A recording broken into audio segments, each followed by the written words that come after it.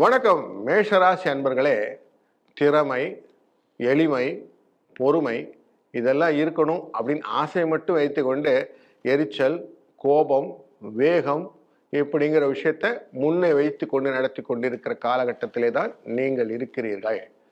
அப்படிப்பட்ட மேஷராசி அன்பர்களே, உங்களுக்கு இந்த வாரம் சில நல்ல விஷயங்கள் நடக்கப் போகிறது. முக்கியமாக குடும்பத்துல நிறைய குழப்பங்கள் இருந்தது. அந்த குழப்பங்களுக்கு ஒரு சின்ன தீர்வு கிடைக்கக்கூடிய வாரமாக இந்த வாரத்திலேருந்து அமைய போறதுன்னே வச்சுக்கலாம். சூரியனானவர் உங்க ராசியிலிருந்து ரிஷப ராசிக்கு அந்த 15ஆம் தேதி மூவ் பண்ணிவிடுவார் ஃபர்ஸ்ட். அப்போ மண்டையில இருந்து எரிச்சல் குறைய ஆரம்பிக்கும், ப்ரெஷர் குறையும், தேவையில்லாத நம்ம போட்டு வாங்கிட்டு இருந்தது இல்லையா, அதெல்லாம் கொஞ்சம் கம்மியாகும். குடும்பத்தில் கொஞ்சம் கான்சன்ட்ரேஷன் தேவைப்படும், அது மட்டும் கொஞ்சம் அட்டன் பண்ண வேண்டியிருக்கும். உங்கள் 2ஆம் இடம் அப்படிங்கிற தனம் என்ற இடத்துல குடும்பம், வாக்குஸ்தானம் அப்படிங்கிற இடத்துல ஜெயம் அப்படிங்கிற இடத்துல இருந்த இந்த குருவானவர் மூவ் ஆகி 3ஆம் இடத்துக்கு வருவார். இப்போ வெற்றிக்கான வழிகள் எல்லாம் உங்களுக்கு வர ஆரம்பிக்கும். அப்போ இந்த வாரத்தில் நீங்கள் புதிதாக எதனா செய்யணும், இடமாற்றங்கள், கடையில் விரிவுபடுத்துறது, வாழ்க்கையில் முன்னுக்கு போகிறது, வேலைக்கு அப்ளை பண்ணுறது, புதிய வேலையை மாறுறது, இப்படி பல லிஸ்ட்டு எடுத்துக்கலாம். இந்த லிஸ்ட் எல்லாத்தையும் ஒர்க் அவுட் பண்ணுங்கள். இங்கேருந்து ஆரம்பிச்சிருச்சு உங்கள் லைஃப்பில் ஒரு மாற்றம். சார் என்ன சார் இப்படி சொல்கிறீங்க? எனக்கு மேஷராசின்னு சொல்லும்போது எனக்கு சனி பயிற்சும் போது சனி வந்துட்டாருன்னு சொன்னாங்க, 7.5 சனி. அப்போ 7.5 சனி என்னை ஆட்டி படைக்கும் இல்லையா அப்படின்லாம் நீங்கள் சொல்லிட்டு இருக்கும்போதே குரு பெயர்கிறார்னு ஒரு வார்த்தை சொன்னோம் இல்லையா. 14ஆம் தேதி குரு பெயர்ந்து மிதுன ராசிக்குள்ள போனவர் உங்களுடைய ராசியிலேருந்து பார்க்கும்போது 11ஆம் ஸ்தானங்கிற லாபம்னு சொல்லக்கூடிய இடம் கும்பராசி.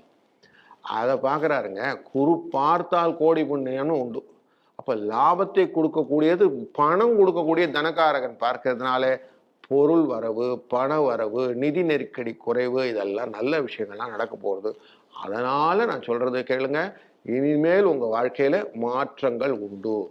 நீங்கள் ஏற்கனவே தைரியசாலி இல்லைங்களா, தைரியமாக எதையும் செய்யறதுக்கு வாங்க. கிளஸ்டர்ஸ் வேண்டாம், கண்டதை தூக்கி வெளியில் போடுங்க.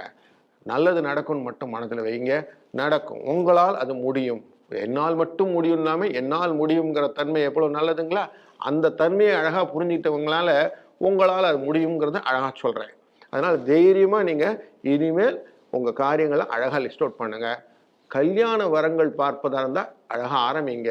வைகாசி வந்துருச்சு, இந்த அடுத்து நீங்கள் கல்யாணம் பண்ண வேண்டிய விஷயங்கள்லாம் கரெக்டாக தகஞ்சு வரும்.